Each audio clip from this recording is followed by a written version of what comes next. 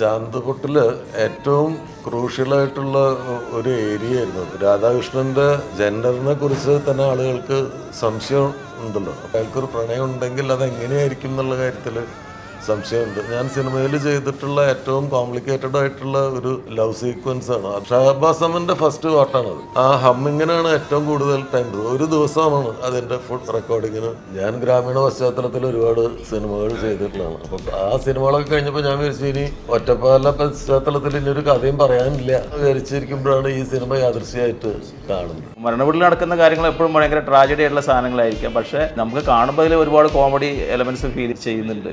13ാമത്തെ പടി ഇളകും, സൂക്ഷിച്ചു വരണമെന്ന് പറയുന്നത് അത് അവളെ ഓർത്തിട്ട് ആ പടി ചവിട്ടാതെ കടന്നു പോകുന്നത് അതൊക്കെ എല്ലാവരുടെയും ജീവിതത്തിലുള്ളതാണല്ലോ.